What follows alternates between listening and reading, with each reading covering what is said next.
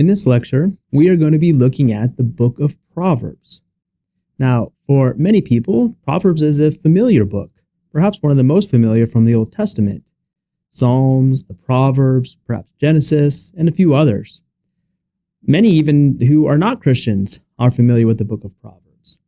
So we're going to be looking a little bit about the structure of the book, a few important ideas about wisdom, and then really looking at a bunch of the different themes and a few different things that are important for us to understand as we study and think about the Book of Proverbs.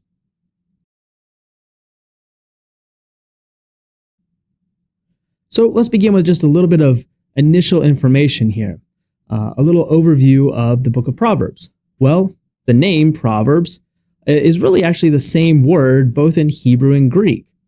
And so there's not much debate as to what the name is, and it's been pretty consistent over the thousands of years.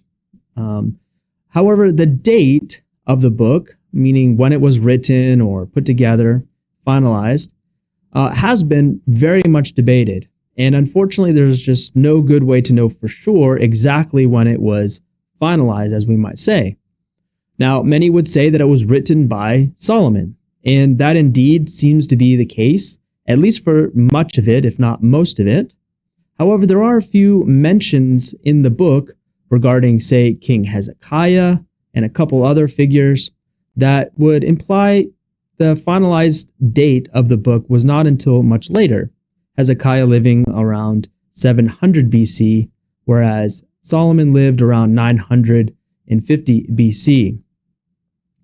And we also know that during the same time period, really from the time of the Babylonian exile to the time of David and Solomon, wisdom literature was very popular in the ancient Near East, especially in Egypt and in Babylon. So there's many similar and corresponding versions of wisdom literature elsewhere outside of the Bible. So we might also ask, what is the location or where was it written?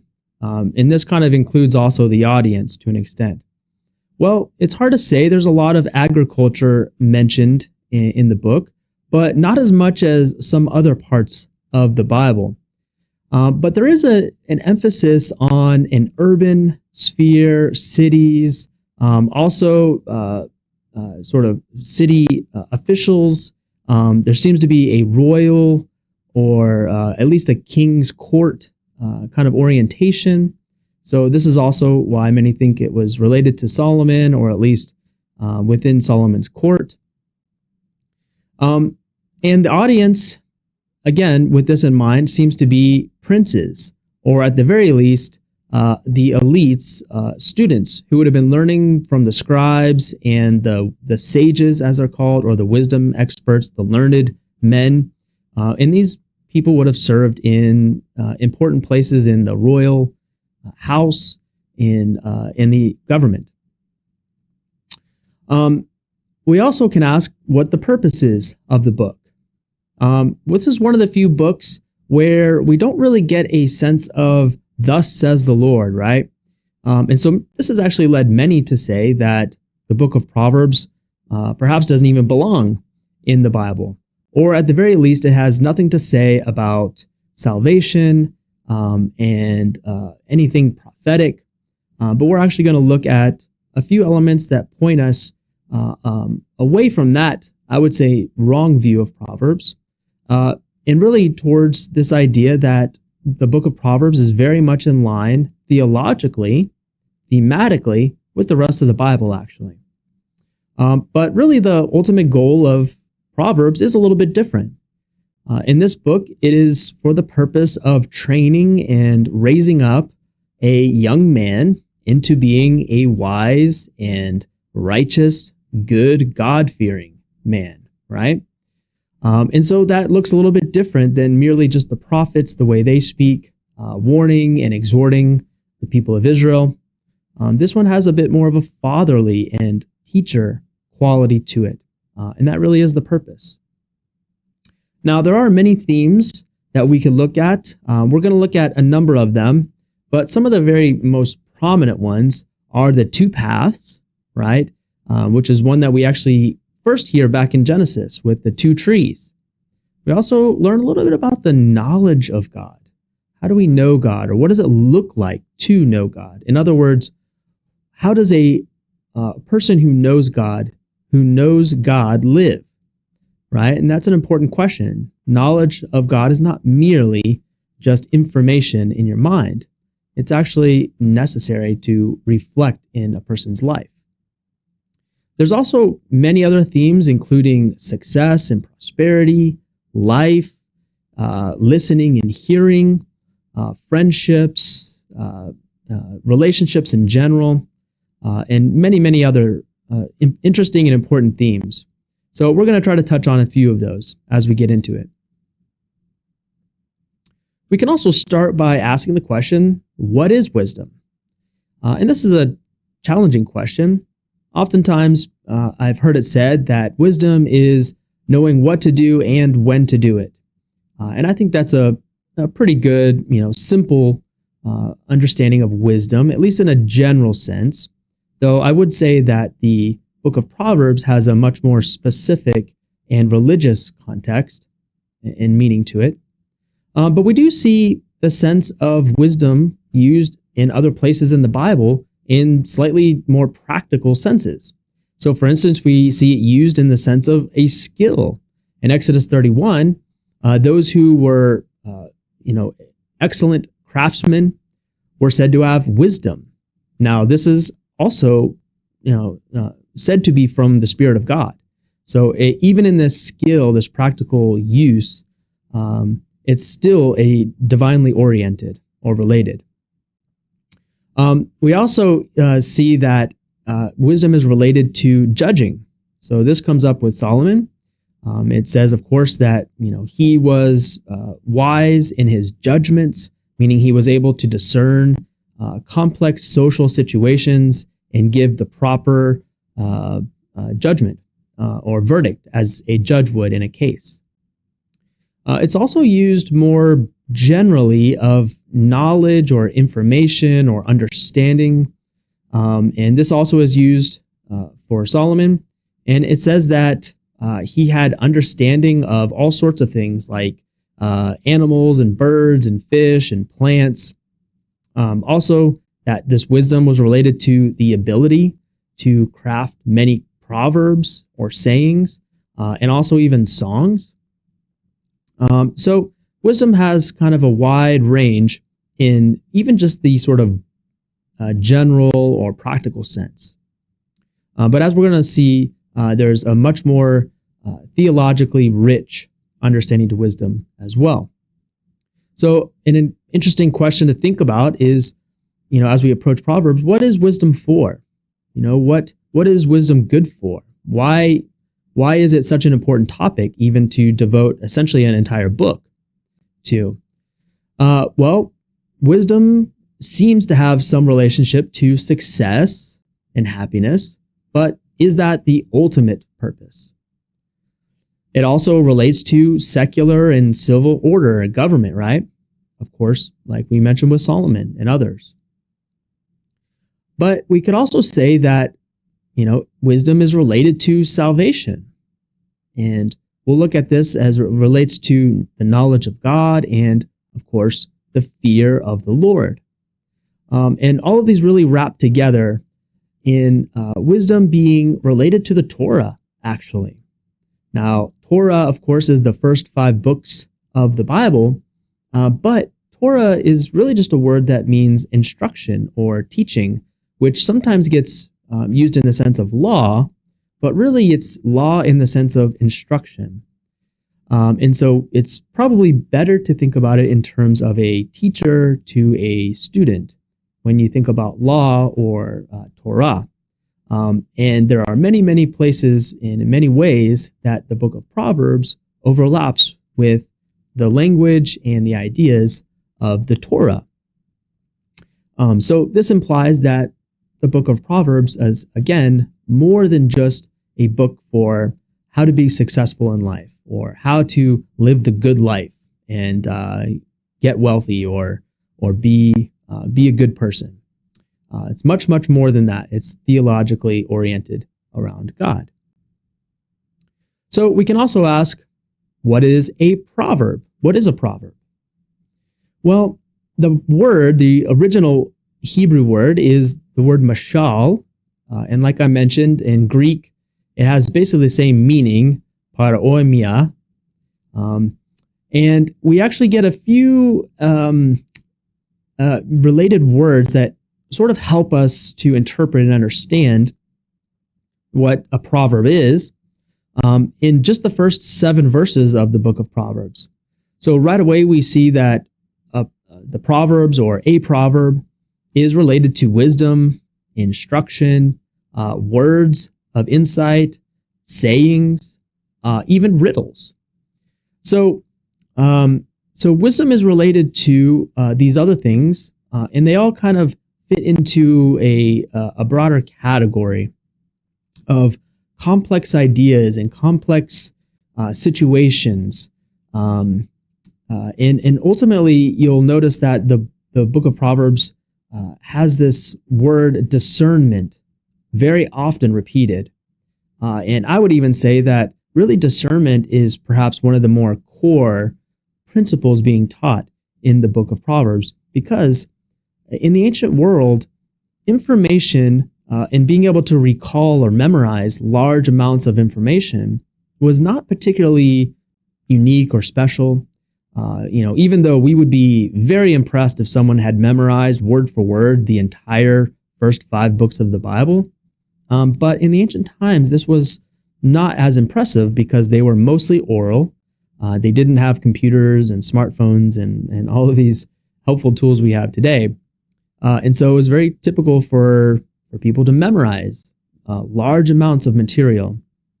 And so merely having information in your memory was not what made somebody wise or, trustworthy.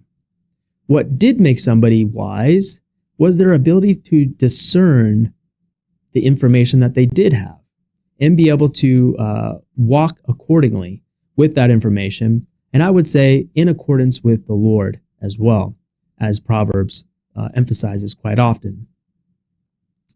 Well, we also see that a proverb or sayings and proverbs are related and occur in various places throughout the Bible. So we see a few of these here. Genesis 4, early on, we have a little bit of a saying, "I have killed a man for wounding me, a young man for striking me. If Cain's revenge is 7-fold, then Lamech's is 77-fold," right? So this is a little bit of a saying, maybe not so much a riddle, but kind of a proverb of sorts. Then we, of course, with Samson get a couple of them. Out of the eater came something sweet. Out of the strong came something sweet. With the jawbone of a donkey, heaps upon heaps. With the jawbone of a donkey have I struck down 1,000 men. So one is a riddle. The other is more of a sort of a proverbial saying. So again, many different types of sayings. We also hear a few of these mentioned in Deuteronomy. "You shall become a horror and a proverb, a byword among the peoples, where the Lord will lead you away." So, related to this kind of, bygone saying, right? So they'll be so wiped out that they'll just be a memory turned into an old saying. In Samuel, we have, "Therefore it became a proverb. Is Saul also among the prophets?" Again, this is not necessarily communicating some great wisdom, but really probably something more like a saying that was being passed around. And in Ezekiel, it says, "What do you mean by repeating this proverb concerning the land of Israel? The fathers have eaten sour grapes, and the children's teeth are set on edge." Now, this proverb is a little bit more of a riddle, we might say. So in that sense, it's kind of a riddle with also some prophetic implications and meanings. We also even find this in the New Testament. Of course, Jesus himself uses parables, which is very much related to, and the word for parable actually appears in Proverbs 1, verses 1 through 7, because Jesus was in many ways a great sage, wisdom teacher from that first century period. And so much of what he did, much of what he said was very proverbial, actually, and actually even uses much of the information from the Proverbs.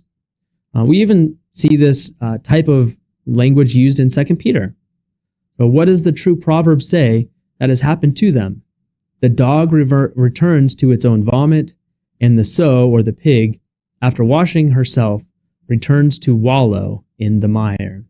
So again, these are some sayings and some riddles and a few other ways to think about what a proverb is. And so you can see here there's a wide variety of uses and meanings. So Proverbs is probably just a broader catch-all term for all of these different sayings, riddles, important information to remember or to pass along, and things like that. So let's now talk a little bit about the structure. So how is the Book of Proverbs structured? Well, you can see here that there are a number of major sections. And the first little section, the first 7 verses, are often called the introduction or the prologue, and are probably not directly connected to the following 9 chapters, but really meant to begin or start off the entirety of the book of Proverbs. So probably added later, maybe during the time of Hezekiah. We also see a large section, chapter 1, verse 8 through chapter 9. And this is a very unique section. It's very cohesive, and it's really the series of lessons between a father and a son. And we'll talk a little more about this section in detail. Then we come to the aphorisms, as they're called. Again, this is just a word meaning proverbs, essentially. And this section from chapter 10, verse 1, really all the way through chapter 29, are what we oftentimes perhaps think about when we say the word proverb. They're those short, little pithy sayings, maybe 1 or 2 lines, and they have kind of almost a poetic, sense to them. And they carry some idea, some moral, some principle that you want to communicate. And so there are many, many, many hundreds of these aphorisms, these proverbs, found in these 2 major sections of Solomon's aphorisms. And then we have, interestingly, 2 characters mentioned, Agur and Lemuel, in chapter 30 and 31. And it's not clear who they are or why they're included. Lemuel is also called a king, so we don't know of him in the line of any of the kings of Israel or Judah, so it would appear he was probably somebody from another people group, perhaps Moabite or Canaanite, or maybe somebody else. We're not really sure, perhaps even earlier than, say, Solomon. It's hard to say for sure who both of these characters are. But in any case, they are included, again, because they communicate things that are very important for the overall message of Proverbs. And then, of course, the book concludes with that famous noble woman, or sometimes called the Proverbs 31 woman, right? Which is a great picture of what it looks like to be a woman after God's own heart. Well, we can also look at the structure according to the beginning words or phrases that start these new sections. So 1:1 says the Proverbs of Solomon, son of David, king of Israel, right? So this begins a new section. We also see that happen, that phrase given in 10:1, which indicates that this also is a new section. However, interestingly, in chapter 1, verse 8 and chapter 10, verses 1, we also have a corresponding father-mother image that's communicated. Hear, my son, your father's instructions, and forsake not your mother's teaching. And then in 10:1, a wise son makes a father glad, but a foolish son is a sorrow to his mother. So we can see that these are related and meant to be new sections. We also get those two sections in 22 and 24 called the sayings of the wise. The first one's a little bit subtle and you might not have noticed it. Incline your ear and hear the words of the wise. But then in 24, it makes it clear that these were intended to be two slightly different sections, it seems. These also are the sayings of the wise. So these seem to be different collections, perhaps, of wise sayings, proverbs. It would perhaps seem as though these are not from Solomon. Again, we don't know for sure, but these seem to be indicating just sayings of the wise, maybe collections of common sayings. Then in 25, we get an interesting mention. These also are Proverbs of Solomon, which the men of Hezekiah, king of Judah, copied. So a lot of questions would arise here. Does this mean that many of the other Proverbs were not from Solomon, or that the other ones were written and copied before, maybe during the time of Solomon, and that these were just, for some reason, included later? It's really hard to say exactly why this is mentioned, but it does, again, seem to imply that there are some different collections of Proverbs included, some of which are indeed Solomon, some which are early, perhaps some that were added later, and perhaps developed, kind of like the Book of Psalms, right? The Book of Psalms was a development over many, many, many years, centuries. And then, as we already mentioned, we have the words of Agur and the words of King Lemuel, both called an oracle, by the way, which is kind of interesting, sort of implying vision or prophetic oration. And then, again, the words of the noble woman, which, while we're here, we can just mention a noble woman. It's sometimes translated a few different ways, a good wife or an excellent woman. The word there, chayil, in Hebrew, is actually an interesting word that is used of Boaz and Ruth and David. And it can also be used of military men, so warriors. And so it has a sense of being mighty or strong or powerful. And that can be used in the physical sense, right, of soldiers, or it can be used in the sense of wealth, right, like Boaz. But it can also be used of someone like Ruth, who was certainly not powerful physically. She was a young lady, and, not wealthy or didn't have any social status. So it seems in at least the book of Ruth to imply that they had great, or they were mighty in character and virtue, which also seems to be the sense being used in Proverbs 31 for this woman, that she is not only just, godly, but she embraces what it means to be a woman of virtue and character and godliness, which is, a woman who is industrious and cares about others well and serves her house and serves her family in the community well. So she ends up being a kind of another example of a type of Ruth, perhaps a type of David in some ways, or Boaz. Well, as I had mentioned, we can talk just briefly about the structure of chapters 1 through 9.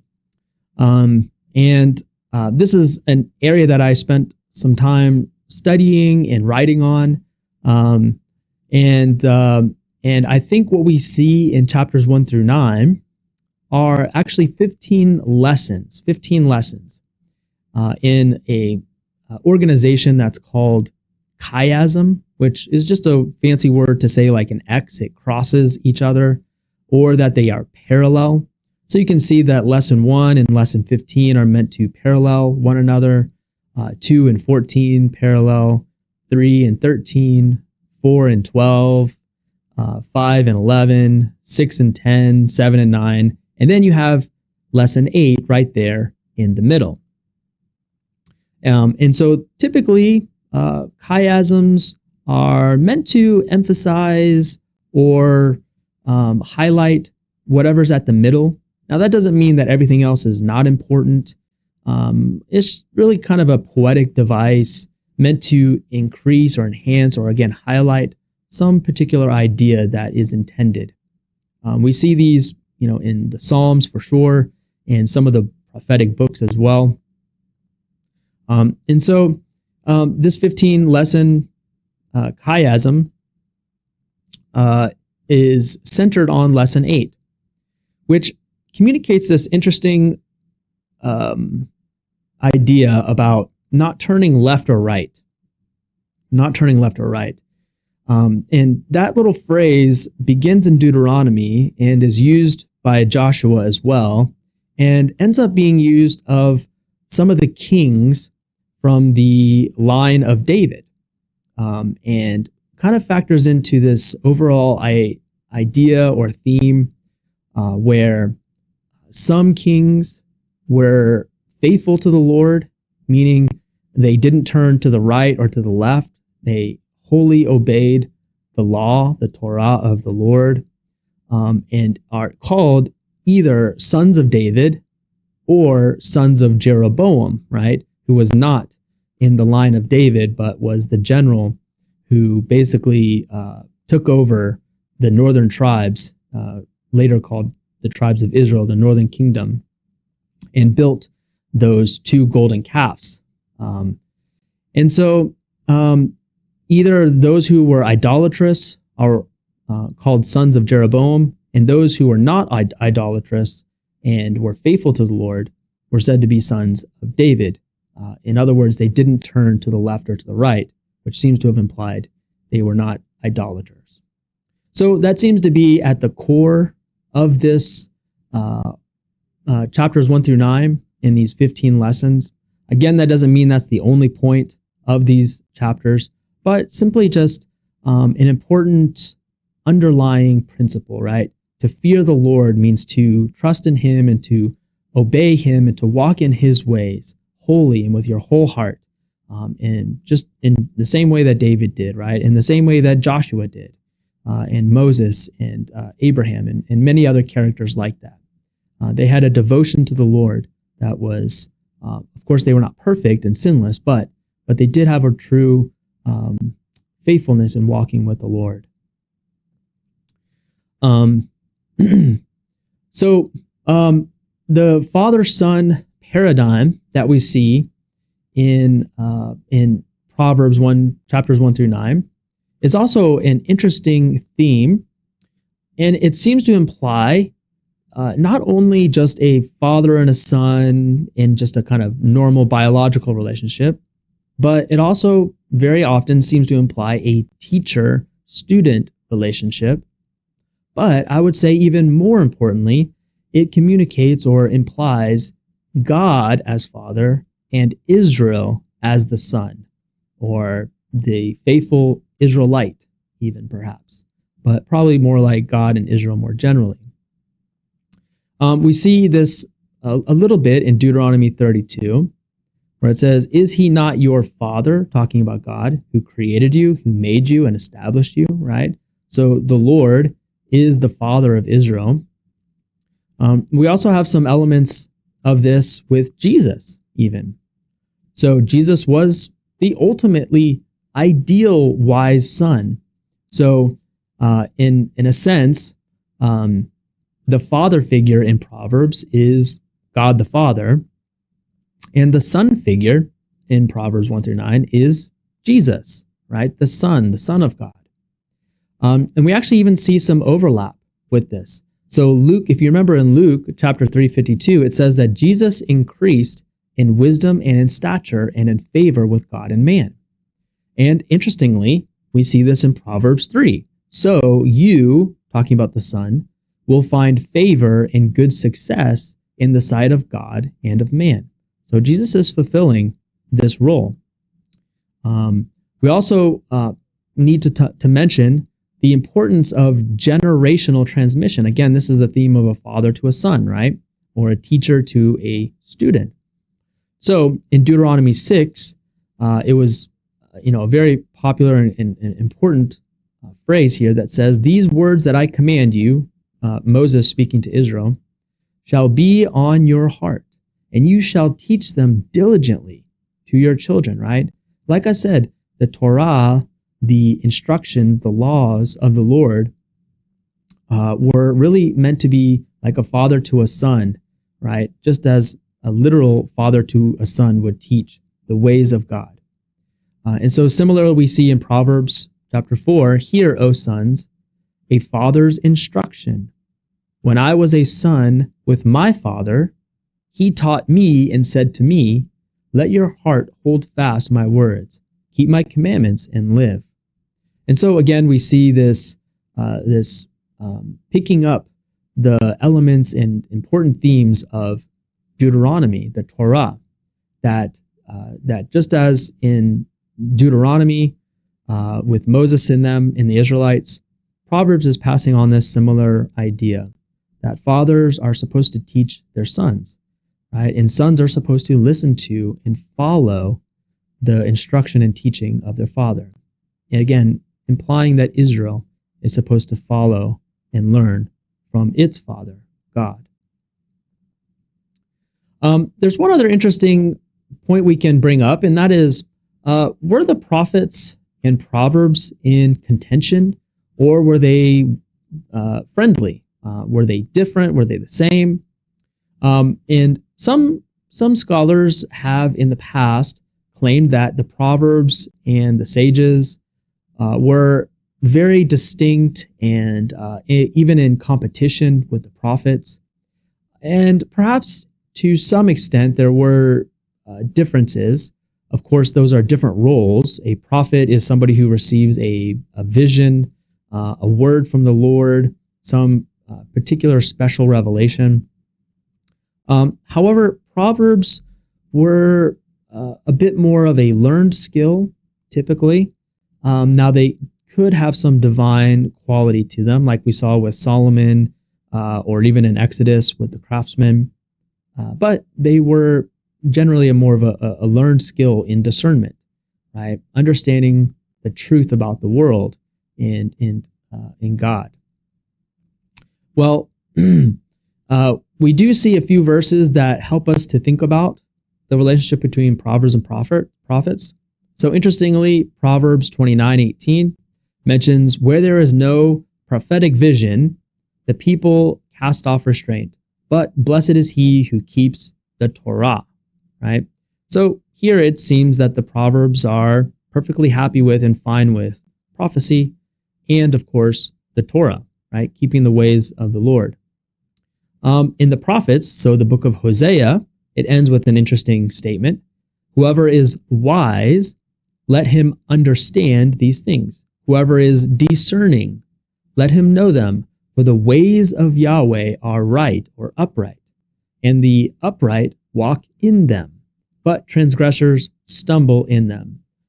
Again, all of these words and phrases are found in the book of Proverbs, especially chapters 1 through 9.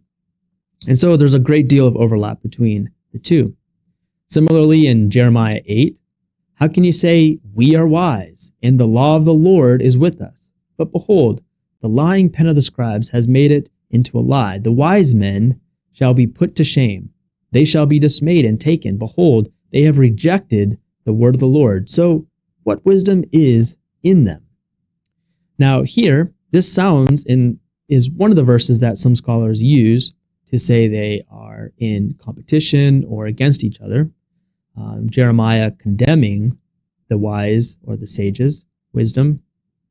But as you can see here, Jeremiah is not so much condemning wisdom generally or claiming that prophecy is better, but rather that these are wicked, twisted, and manipulative liars, right? These are people who are twisting the words in the truth of God and using it for their own benefit, especially, to the harm of innocent and the vulnerable. We also see a couple more verses in Jeremiah 10. It is he who made the earth by his power, who established the world by his wisdom, and by his understanding stretched out the heavens. I know, O Lord, that the way of man is not in himself, that it is not in man who walks to direct his steps. Correct me, O Lord, but in justice, not in your anger, lest you bring me to nothing. And similarly in Proverbs 3, the Lord by wisdom founded the earth, by understanding he established the heavens. So we can see here that there is a lot of overlapping language between the prophets and the Proverbs. And that's, again, primarily because the prophets were speaking not against wisdom, but false prophets and false sages, right? So both are equally a problem. Of course, a false prophet is dangerous, and we heard lots of stipulations for discerning who is a true prophet or not, and the consequences. But the prophets were also concerned about these sages, these learned men, right? These teachers who were also corrupt in teaching people to stray away from the word of the Lord. We can also look at a few important principles for us to consider as we read the Proverbs. And these are actually really important for us to think about because oftentimes when we come to the Proverbs, it's very different than some of the other parts, like narratives and stories. We can kind of understand what's going on there. Even with the Psalms and the poetry, we can kind of get a sense of what's going on there. It's a song. And with the prophets, those are sometimes a little bit more tricky, especially when they're talking about unknown or yet to be things. But the Proverbs are sometimes a little bit tricky to know exactly how to use them or to make sense of them. So, a few principles. First of all, the Book of Proverbs is itself a proverb or a parable, a riddle, if you will.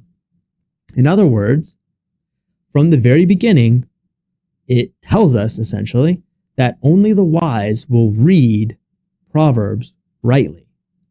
So it takes wisdom in order to be or become wise, right?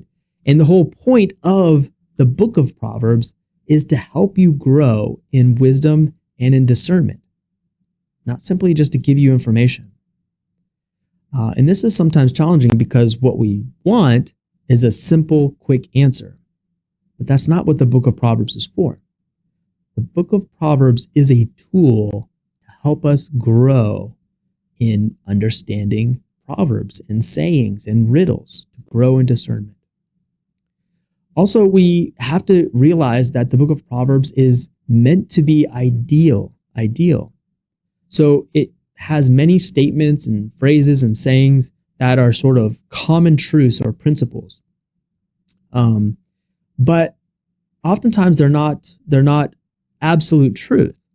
And that doesn't mean that the Proverbs are false or wrong or something like that.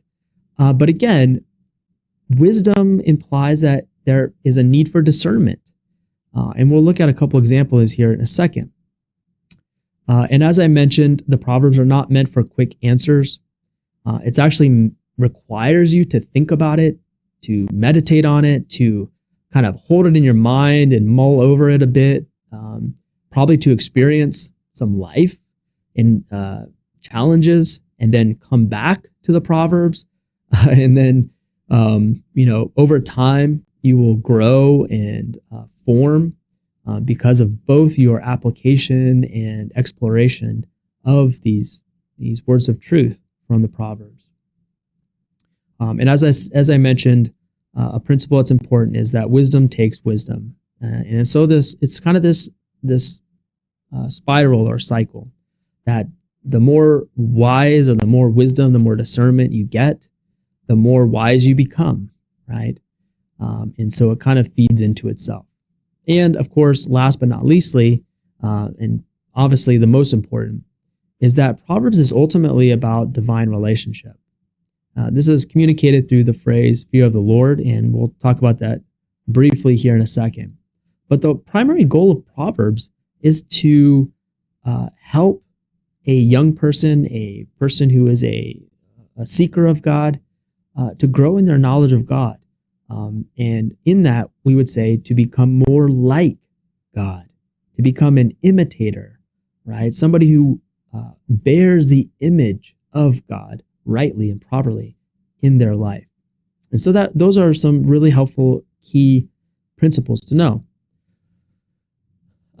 So one interesting example that Proverbs is not meant to be just quick plug and play answers to our questions. We see in Proverbs 26, answer not a fool according to his folly, lest you be like him. And then immediately after that, answer a fool according to his folly, lest he be wise in his own eyes. So you can see the Proverbs are really meant to be a tool for us to be considerate and thoughtful and discern, right? Sometimes it's necessary for us to speak, right? And to contend against those who are speaking falsely. But sometimes that becomes a waste of time or can even become a trap for us. And so we have to be careful. Not long after this, it says, like a lame man's legs, which hang useless, is a proverb in a fool's mouth. Like a thorn that goes into the hand of a drunkard is a proverb in the mouth of fools. In other words, simply having the proverb itself, right, being able to quote the proverb is not enough, right? You have to understand the deeper meaning, and I would say you have to actually live it out properly in proper alignment with the Lord and with others, with the world. One other interesting one is found in Proverbs 22. And here it says, train up a child in the way he should go, and even when he is old, he will not depart from it. Now, this brings up the question of, are Proverbs always 100% true in a sense? And I think this Proverbs helps us to see that Proverbs are often ideal, right? So the ideal, the principle, the hope is that if you follow, the Proverbs, that things will, in general, at least ideally, go better, right? But we also see just in life and even elsewhere in the Proverbs that things don't always go according to the ideal, especially as we see in the book of Job, right? Faithful guy, and yet God, knowingly and intentionally, allows his life to be completely wrecked. And so, again, this is just an important idea to keep in mind when you're reading through the Proverbs. Look for the principle, look for how it points us to the Lord. Think about how it points us to a proper relationship with other people, and don't get too hung up on the ideal and maybe feeling guilty if, for instance, you're a parent and your child, didn't, hold to the right ways, as so many we know do, unfortunately. And again, that's not because of how horrible of a parent you were, but people make their own choices. And again, this is a principle and an ideal, but it doesn't always come to be. Another important idea that I had mentioned before is that the Proverbs are deeply entwined with Deuteronomy and the Torah.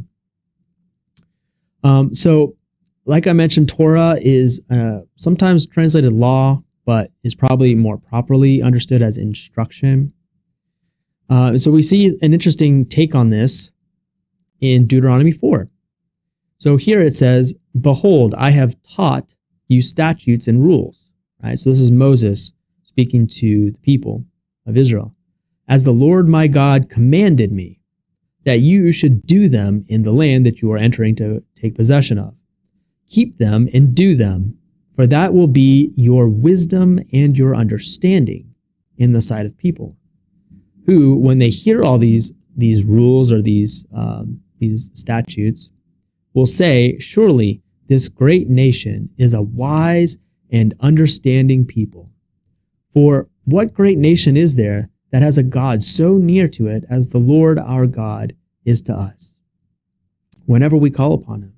And what great nation is there that has statutes and rules so righteous as all this Torah that I set before you?"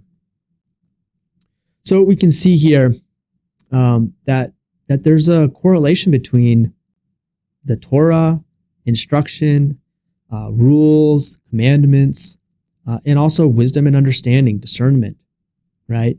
And so, again, we see these elsewhere, say in Psalm 119. So, for instance, it says, "Blessed are those whose way is blameless, who walk in the Torah of the Lord. Let my cry come before you, O Lord. Give me understanding according to your word. I have gone astray like a lost sheep. Seek your servant, for I do not forget your commandments." Also in Proverbs, it actually starts with the word Torah. "Hear, my son, your father's instruction, and forsake not your mother's Torah," right? Now here, Torah certainly does not seem to explicitly mean the law of Moses, but as we can see, and if you were to study this a little bit more, I do think that Proverbs does have in mind the Torah, the law, and the ways of the Lord, partly because of the imagery used, say, in Psalm 119 and Deuteronomy 4. So he says, "Who will walk, or who walks in the Torah of the Lord?" A very, very prominent image and metaphor used in Proverbs as well. Also in Proverbs 3, it mentions, "My son, do not forget my Torah, and let your heart keep my commandments." Again, language that's very common to Deuteronomy and Psalm 119 and many other places. So there seems to be a very common overlap between Torah and wisdom. Another important topic or idea that comes up is the fear of the Lord. The fear of the Lord. And the fear of the Lord is an interesting phrase. It's an interesting term. We can't explore it fully here, but fear of the Lord is really about covenant relationship and covenant faithfulness. And what we might even think of in New Testament times as genuine saving faith. So this phrase, fear of the Lord or fear of God, was used of Abraham after he proved, right, with the near execution of Isaac. The angel of the Lord says, "Now we know that you fear God."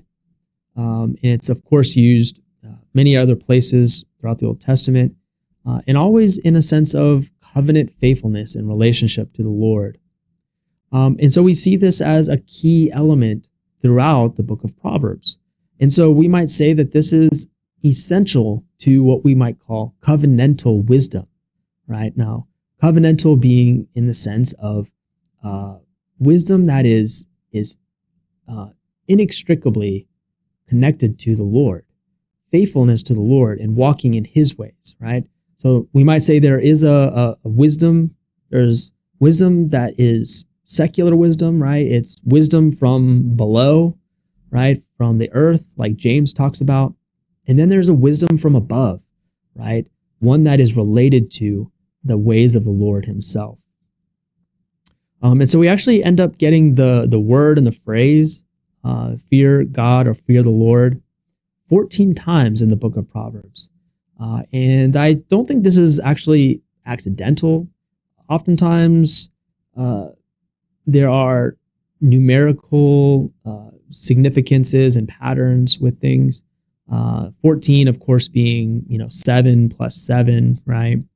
And so it's likely that fear of God or fear of the Lord occurs 14 times to emphasize the importance and the centrality of the phrase throughout the book. So the fear of the Lord was meant to acknowledge the supremacy of God, right? So fear in the sense of He is God and I am creator, right? And that's oftentimes how we think about fear of the Lord, I think. But there's also a sense of reverence as someone who is not just more powerful and can destroy you, but someone who is worth honor, right? So think about like a father or a teacher or a pastor or somebody who was really just an outstanding example, right? Somebody who you really honored, who that you loved in a particular way, right? Kind of like a father again. God serves in this role that He is feared in this relational way as well. Not so much in the judgment fear, but in the honor sense of fear. And as we already mentioned, covenantally as well, walking in the ways of the Lord. Now we do see a few interesting places where this is,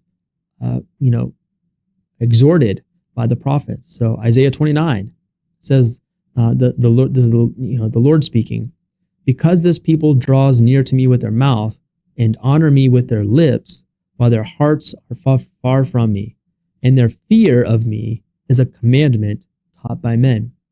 So in other words, you can have a quote unquote fear of the Lord that is wickedness, that is empty and meaningless and worldly even.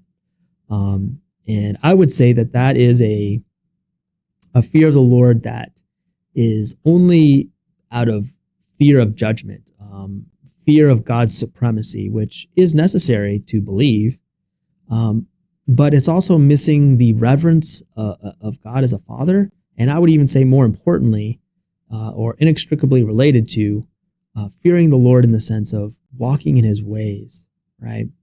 Covenantally. So we can look at the two paths theme. Again, this is a prominent picture that we find in the Proverbs. So there are many dichotomous relationships, right? The sort of this or that relationship, wisdom or folly, life or death, righteousness versus wickedness. And this theme really begins, as I mentioned, in Genesis 3 with the two trees, the tree of life versus the tree of the knowledge of good and evil. And interesting, the phrase tree of life only occurs a couple times in the whole Bible. And one of them is here in Proverbs chapter 3, where it says, wisdom is a tree of life.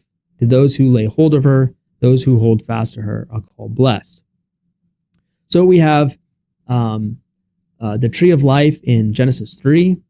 We also see the tree of life in Genesis or Revelation 22 at the very end of the Bible, right? So kind of a bookend to the Bible.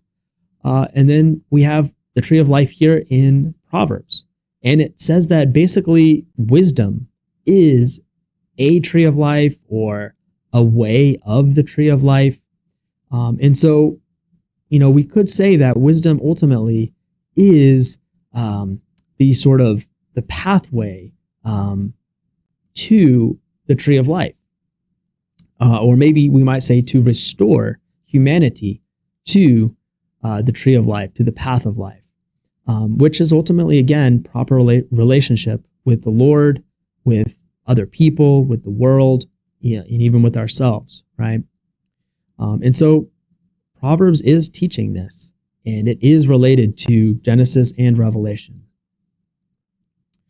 And we can even say that in Proverbs, in really this idea of the two paths, there's actually sort of three paths. Okay, so there's the clearly evil path, right? Somebody who is clearly a wicked person, murders, steals, lies, cheats, all these things. That one's fairly clear and obvious, even in Proverbs. And then there's the way that's the righteous way, right? Again, pretty clear. You're righteous, faithful, not a murderer. You take care of the weak and the vulnerable. clearly a clear path. But there is a sort of third way that is actually a deception that is mentioned in Proverbs. And in Proverbs, if you seek or do the right things, but for the wrong reasons, with the wrong motivations, with the wrong starting point, then it will ultimately still be wickedness, actually. And so, like it says in Proverbs 14, there is a way that seems right to man, but its end is the way to death. And so, by implication here, you could, give money to the poor.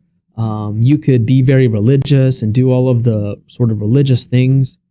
But if your fear of the Lord is not genuine, if it's not truly walking in the ways of the Lord, if it's not truly trusting and knowing God, then it's really no different than the evil path and the path of wickedness, because they will both end up leading to destruction.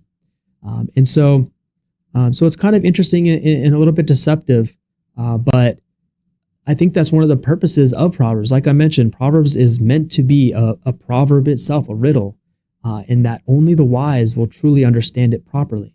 And just an example of this, some read the book of Proverbs and come away thinking, oh, this is how I get more successful.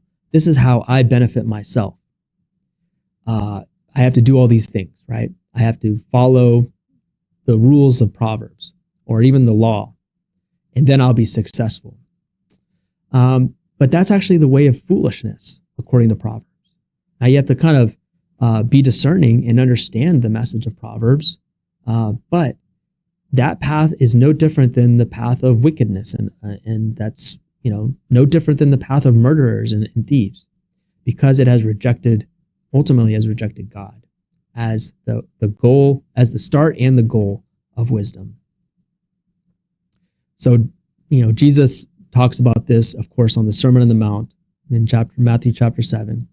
For the gate is wide, and the way is easy that leads to destruction, and those who enter by it are many. But the gate is narrow, and the way is hard that leads to life, and those who find it are few. So the path of wisdom is not the path most commonly taken. Well, we can also briefly mention the theme of success in the good life. We do hear a lot about success and wealth in the book of Proverbs. And again, there's a sense of practicality and ideals and principles that are talked about in Proverbs. However, we have to ask, the fundamental question is prosperity for the righteous really meant to be a purely earthly thing, or ultimately pointing to a spiritual thing? Well, we can probably say maybe both to an extent. Again, earthly in the ideal sense, but not necessarily in the absolute sense. But absolutely in the spiritual sense, okay? So Proverbs 8 says, riches and honor are with me, speaking wisdom, the woman wisdom, or the wisdom figure speaking, enduring wealth and righteousness. But like I mentioned, we already know that wisdom is the tree of life, right? And as we learn elsewhere in Proverbs, wisdom is really basically like an embodiment of the Lord, a sort of a personification of God himself, okay? And so, in other words, riches and honor are with the Lord, the one who walks in the path of the tree of life in proper relationship with the Lord. We do see some interesting ones, though. Proverbs 10, blessings are on the head of the righteous, but the mouth of the wicked conceals violence. The blessing of the Lord makes rich, and he adds no sorrow with it. Again, is this earthly or spiritual? Again, it might be a little bit of both. Proverbs 11, riches do not profit in the day of wrath, but righteousness delivers from death.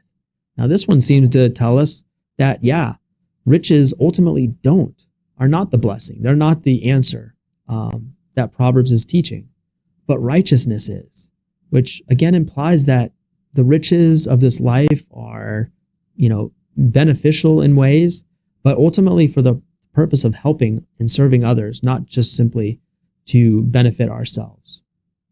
And we see this communicated well in Proverbs 15, a very famous verse. Better is a little with the fear of the Lord than great treasures and trouble with it, right?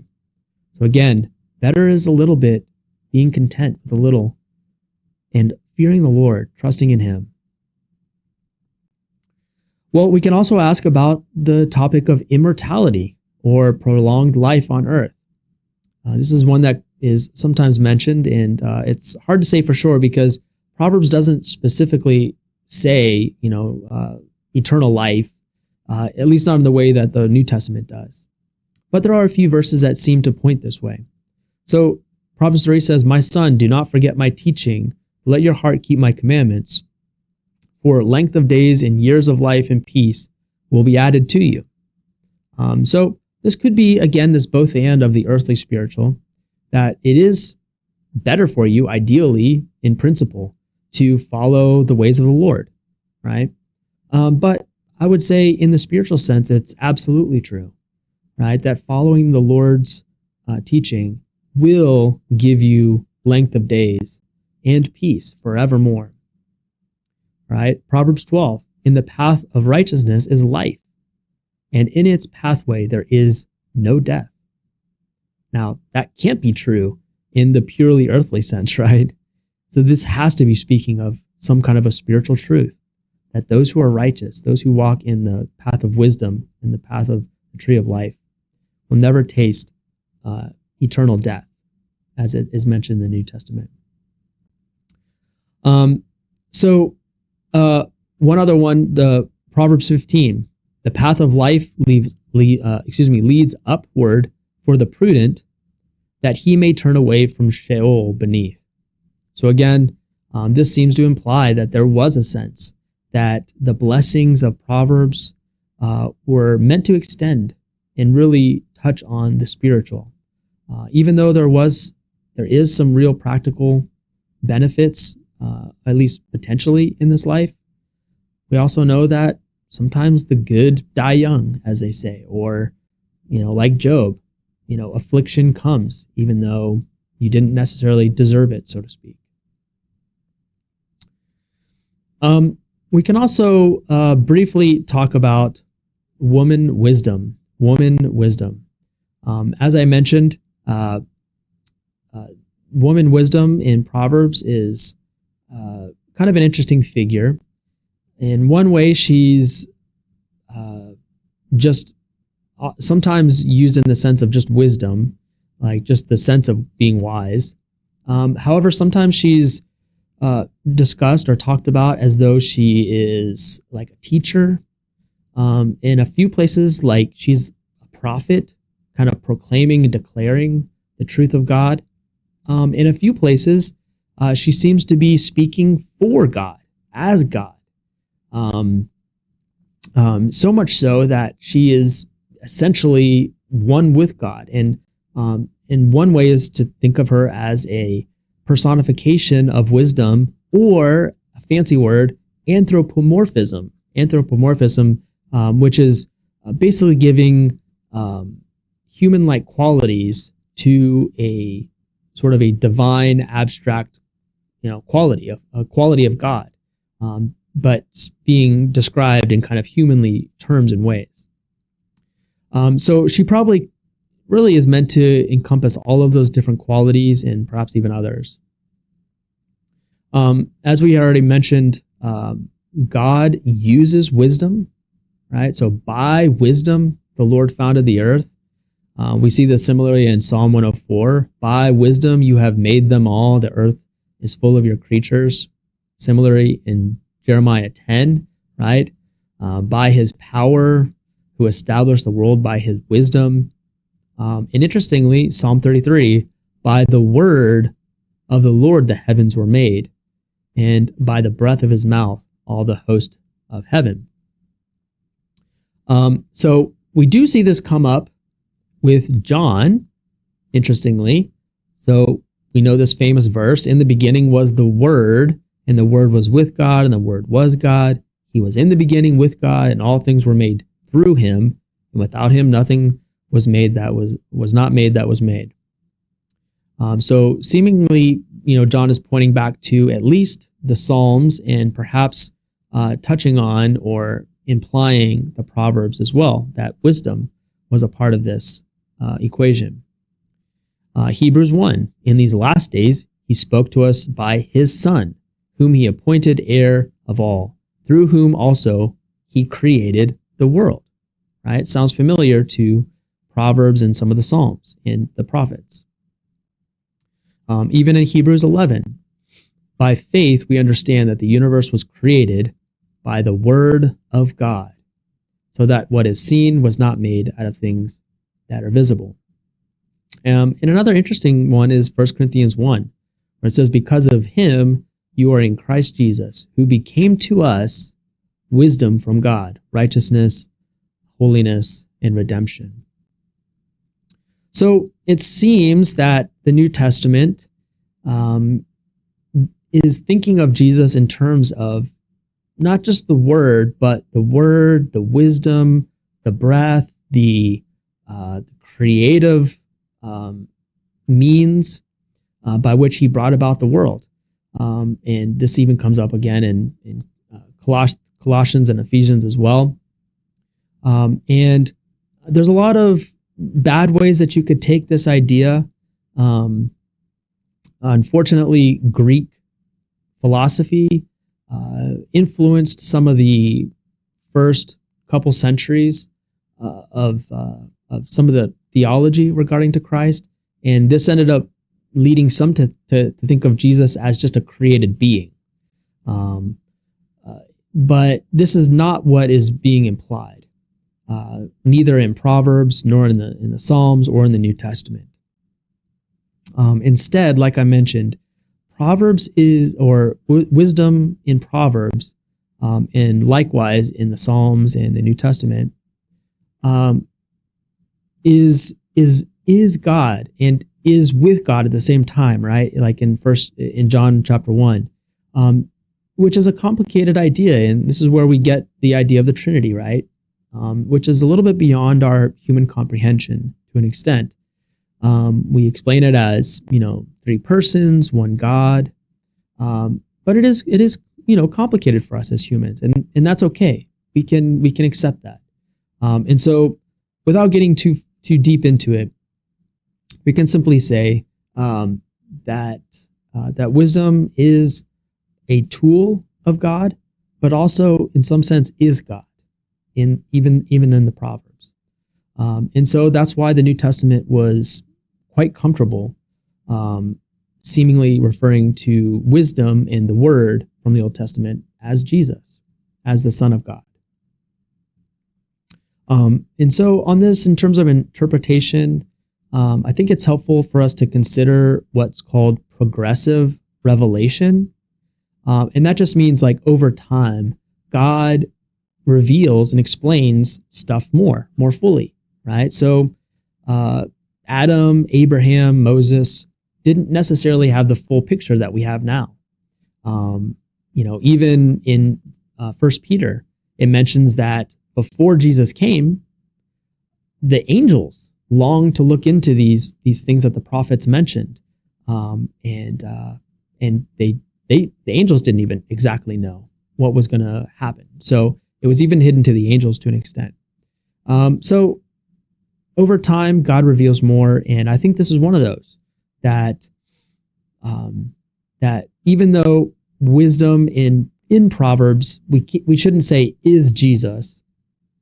But we do find out later that, that the Son of God is the Word of God, is the wisdom of God, who is God, but was with God.